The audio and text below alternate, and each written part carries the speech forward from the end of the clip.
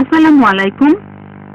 এখানে একজন বোন জানতে চাচ্ছেন পুরুষ আর মহিলাদের জন্য নামাজ পড়ার নিয়মটা কি এক, আর হানাফি এবং শাফিদের নামাজের নিয়মে কি পার্থক্য? বোন, আপনি প্রশ্ন করলেন যে নামাজ পড়ার নিয়মটা পুরুষ আর মহিলাদের ক্ষেত্রে এক কিনা, শাফি আর হানাফির ক্ষেত্রে এক কিনা। আমাদের নবীজি মুহাম্মদ সাল্লাল্লাহু আলাইহি ওয়াসাল্লাম বলেছেন, এটা আছে সহিহ বুখারীতে খণ্ড নম্বর 1। নবীজি বলেছেন, নামাজ পড়ো যেভাবে আমাকে পড়তে দেখেছো।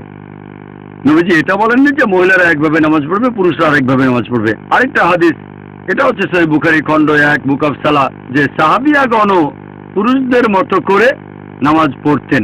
পুরুষ আর মহিলাদের নামাজ পড়ার জন্য আলাদা কোনো নিয়ম নেই। নামাজ পড়বেন সেভাবে যেভাবে নবীজি পড়তেন, সে আপনি পুরুষ হন বা মহিলা হন। আমি জানি বাজারে এরকম কিছু বই পাওয়া যায়, ইন্ডিয়া সহ সারা পৃথিবীতেই বিভিন্ন মতবাদের লোকজন বলে মহিলাদের জন্য নামাজ পড়ার নিয়মটা আলাদা আর পুরুষদের নামাজ পড়ার নিয়ম আলাদা। এরকম কোনো হাদিস নেই। ইসলাম সম্পর্কে যদি কিছু বলেন, সেখানে কোরআন বা সহিহ হাদিসের রেফারেন্স থাকতে হবে। সব সময় কোরআন এবং সহিহ হাদিস। তাহলে যখন রেফারেন্স দেবেন যে কোনো বিশেষজ্ঞ হোক, পৃথিবীর সবচেয়ে বড় বিশেষজ্ঞ, যদি তিনি কিছু বলেন, প্রমাণ থাকতে হবে। কোরআন এবং সহিহ হাদিস প্রমাণ দেখাতে হবে। প্রমাণ পেশ করো ইন কুনতুম সাদিকিন। এমন কোন হাদিস নেই বা কোরআনের আয়াত নেই যেটা বলছে যে নামাজ পড়ার নিয়মটা পুরুষ এবং মহিলাদের আলাদা। আমি জানি অনেক বিশেষজ্ঞ নিজস্ব দৃষ্টিভঙ্গি থেকে বলে থাকেন, যেহেতু মহিলাদের নিরাপত্তা দরকার, তারা আলাদাভাবে নামাজ পড়বে। এটা হচ্ছে তাদের দৃষ্টিভঙ্গি। কিন্তু নবীজি কখনো বলেননি নামাজ পড়বো যেভাবে নবীজি পড়তেন। এবারে হানাফি এবং শাফি মাযহাবে নামাজের নিয়ম সম্পর্কে বলি। আমি জানি এদের মধ্যে কিছু পার্থক্য আছে। হানাফিরা নামাজের সময় হাত বাঁধে নাভির নিচে, শাফিরা হাত বাঁধে বুকের উপরে, তারা তাকবীর দেয়, আমিন শব্দটা জোরে বলে। এখানেও আগের উত্তরটাই। সহিহ বুখারী, নবীজি বলেছেন খণ্ড নম্বর 1 বুক অফ সালাহ, নামাজ পড়ো যেভাবে আমাকে পড়তে দেখেছো। আর এই চারজন ইমাম, ইমাম শাফি, ইমাম আহমদ ইবনে হাম্বল, ইমাম আবু হানিফা, ইমাম মালিক, এই চারজন বিখ্যাত ইমামই বলেছেন, যদি দেখো আমার কোনো ফতোয়া আল্লাহ এবং রাসূলের বিরুদ্ধে যাচ্ছে, ফতোয়া দেওয়ালে ছুঁড়ে মারো। আমি জানি আবু হানিফা রাদিয়াল্লাহু আনহু বিখ্যাত বিশেষজ্ঞ, তাকে শ্রদ্ধা করি, ভালোবাসি। মানুষে বলে যে তিনি বলেছেন যখন তোমরা নামাজ পড়বে নাভির নিচে হাত বাঁধবে। আবু দাউদে একটা হাদিস আছে, আবু দাউদ খণ্ড নম্বর 1 বুক অফ সালাহ, বলা হয়েছে নবীজি নামাজের সময় নাভির নিচে হাত বাঁধতেন। তবে এটা জয়ীফ হাদিস।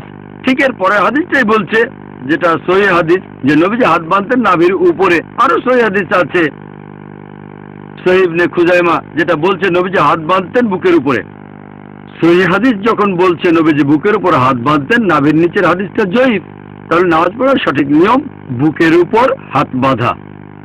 তার মানে এই না যে ইমাম শাফির সব কথা ঠিক অথবা ইমাম আবু হানিফা, তারা দুজনেই শান্তিতে থাকুন, তিনি ভুল। এরা সবাই বিখ্যাত বিশেষজ্ঞ, তাদের শ্রদ্ধা করি, তারা মহান আলেম। তবে আমরা বুঝতে পারছি না যে সেই সময়ে সব হাদিসই লিপিবদ্ধ হয়নি। আমাদের নবীজির জীবদ্দশায় কোরআন লিপিবদ্ধ হয়েছিল, এটা নিয়ে কোনো সন্দেহ নেই, নবীজির নিজস্ব তত্ত্বাবধানে। তবে হাদিস লিপিবদ্ধ করা হয়েছে নবীজির ইন্তেকালের 50 বছর পর, 100 বছর পর বা 150 বছর পরে। এই বিশেষজ্ঞগণ অনেক আগে এসেছেন।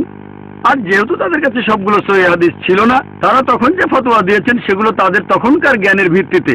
আমি বলবো না ইমাম আবু হানিফা রাদিয়াল্লাহু আনহু ভুল করেছেন, আমি বলবো এই সহিহ হাদিসটা ওনার কাছে পৌঁছায়নি। হতে পারে যে জয়ীফ হাদিসটা তার কাছে পৌঁছেছিল, আর সেজন্য তিনি বলেছেন হাত বাঁধবে নাভির নিচে। সহিহ হাদিসটা তো ইমাম শাফির কাছে পৌঁছেছিল, তিনি বললেন হাত বাঁধবে বুকের উপরে। আবারও সহিহ বুখারী বলছে খণ্ড নম্বর 1 বুক অফ সালাহ, যে তাকবীর দিতে হবে। তাকবীর নবীজি বলেছেন, এমন না যে ইমাম শাফি বলেছেন তাই আমি এটা মেনে চলছি, কারণ আমার নবীজি বলেছেন। তারপর ওযুর বেলায় কোরআনের একটা আয়াত আছে, সূরা মাইদা অধ্যায় নম্বর 5, বলা হয়েছে কোন মহিলাকে স্পর্শ করলে ওযু ভেঙে যায়। আরবি শব্দটা মাসা, মূল শব্দ লামাসা, মানে স্পর্শ করা। ইমাম শাফি রাদিয়াল্লাহু আনহুর মতে তিনি বলেছেন কোন মহিলাকে স্পর্শ করলে ওযু ভেঙে যায়। ইমাম আবু হানিফা বলেছেন যদি কোনো মহিলাকে স্পর্শ করে কোনো পুরুষ ওযু অবস্থায়, তাহলে ওযু ভাঙে না। এখন কোরআনের আরবি শব্দটা হচ্ছে লামাসা, মহিলাকে স্পর্শ করলে ওযু ভেঙে যায়। তো মাসা শব্দটার অর্থ দুটো, একটা হচ্ছে সহবাস করা, আরেকটা হচ্ছে স্পর্শ করা। ইমাম শাফি রাদিয়াল্লাহু আনহু তিনি বলেছেন এটা স্পর্শ করা। ইমাম আবু হানিফা তিনি ধরে নিয়েছেন সহবাস করা। এখানে তাদের মতটা আলাদা। তবে যদি সুন্নান আবু দাউদ পড়েন খণ্ড নম্বর 1, এখানে বলা হয়েছে যে হযরত আয়েশা রাদিয়াল্লাহু আনহা নবীজি ওযু থাকা অবস্থায় তাকে চুমু দিলেন, তারপর নবীজি আবার ওযু না করে নামাজ পড়তে চলে গেলেন। আরেকটা হাদিস আছে সহিহ বুখারীতে বুক অফ সালাহ খণ্ড নম্বর 1, হযরত আয়েশা ঘুমাচ্ছিলেন, নবীজি তার পা সরিয়ে নামাজ পড়লেন। এটা প্রমাণ করে যে স্পর্শ করলে ওযু ভেঙে যায় না। এখানে আবু হানিফা রাদিয়াল্লাহু আনহু ঠিক বলেছেন, আর ইমাম শাফি, আমি বলবো না তিনি ভুল করেছেন ইচ্ছাকৃতভাবে, হাদিসটা ওনার কাছে পৌঁছায়নি। সবাই বিখ্যাত বিশেষজ্ঞ, আর তারা বলেছেন দেখো যদি আমার কোনো ফতোয়া আল্লাহ এবং রাসূলের বিরুদ্ধে যাচ্ছে, তোমরা আমার ফতোয়া দেওয়ালে ছুঁড়ে মারো। আমি তাই বলবো, আমি একজন পাক্কা হানাফি। আমি ডক্টর জাকির নায়েক একজন পাক্কা হানাফি। কেন? আবু হানিফা ফতোয়া দিয়েছেন নাভির নিচে হাত বাঁধবে নামাজ পড়ার সময়, কিন্তু সহিহ হাদিস বলছে বুকের উপরে। তাই আমি নামাজের সময় হাত বাঁধি বুকের উপরে, আমি একজন পাক্কা হানাফি। ইমাম শাফি বলেছেন যদি দেখো আমার কোনো ফতোয়া আল্লাহ এবং রাসূলের বিরুদ্ধে যাচ্ছে, সেটা দেওয়ালে ছুঁড়ে মারো। ইমাম শাফি বলেছেন অজু অবস্থায় কোনো মহিলাকে স্পর্শ করলে অজু ভেঙে যায়, কিন্তু সহিহ হাদিস বলছে অজু ভেঙে যায় না। তাহলে কোনো মহিলাকে অনিচ্ছাকৃতভাবে স্পর্শ করলে অজু ভেঙে যায় না। যেহেতু আমি ইমাম শাফির ফতোয়া দেওয়ালে ছুঁড়ে মেরেছি, তিনি বলেছেন আমি একজন পাক্কা শাফি। আমি পাক্কা হানাফি, পাক্কা শাফি, আমি পাক্কা হামলি, এছাড়া পাক্কা মালিকি। পাক্কা মানে খাঁটি, আমি মেনে চলি 100%, অন্যরা মানে হয়তো 80 বা 90%, অথবা আবু হানিফার 60%। আমি পুরোপুরি মেনে চলি। এই চারজন ইমামই বলেছেন যদি দেখো আমার কোনো ফতোয়া আল্লাহ এবং রাসূলের বিরুদ্ধে যাচ্ছে, ফতোয়া দেওয়ালে ছুঁড়ে মারো। এই চারজন ইমামই বিখ্যাত বিশেষজ্ঞ, তাদের শ্রদ্ধা করি। তবে আমাদের বুঝতে হবে সব হাদিস তখনও লিপিবদ্ধ হয়নি। এখন সবকিছু আমাদের হাতের নাগালে, সিডি রোমে পাবেন, বইয়ে পাবেন, অ্যাভেলেবল। তখনকার দিনে ছিল পর্যাপ্ত তথ্যের অভাব। যেমন ধরেন আমার ভাই একজন ডাক্তার, আর কোপার্নিকাস একজন বিখ্যাত বিজ্ঞানী ছিলেন।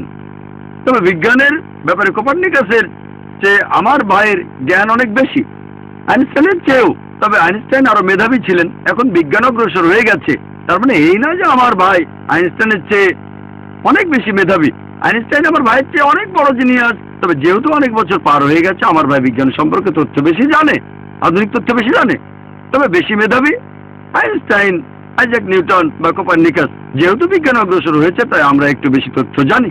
এই চারজন ইমামও জিনিয়াস ছিলেন, তাদের ভালোবাসি, শ্রদ্ধা করি। তবে এখন অনেক কিছু লিপিবদ্ধ হয়েছে, আর আমাদের বুঝতে হবে আল্লাহ পবিত্র কোরআনে বলেছেন সূরা আল ইমরান অধ্যায় নম্বর 3 আয়াত 103, ওয়াতাসিমু বিহাবলিল্লাহি জামিআ ওয়া লা তাফাররাকু। তোমরা আল্লাহর রজ্জু শক্ত করে ধরো, পরস্পর বিচ্ছিন্ন হয়েও না। আমরা বিভিন্ন দলে ভাগ হব না। আর নামাজ পড়ার একমাত্র নিয়ম সেটা হানাফি, শাফি বা মালিকিদের নিয়মে না, হবে আমাদের নবীজির নিয়মে। আর ইমাম আবু হানিফা রাদিয়াল্লাহু আনহু, ইমাম শাফি রাদিয়াল্লাহু আনহু বলেছেন তোমরা যদি দেখো আমার কোনো ফতোয়া আল্লাহ এবং রাসূলের বিরুদ্ধে যাচ্ছে, আমার ফতোয়া দেওয়ালে ছুঁড়ে মারো। তাহলে পাক্কা হানাফি হিসেবে সহিহ হাদিসের কথা মেনে চলবেন, পাক্কা শাফি হিসেবেও আপনি সহিহ হাদিসের কথা মেনে চলবেন। তাহলে সত্যিকারের ইসলাম মেনে চলা হবে। আশা করি উত্তরটা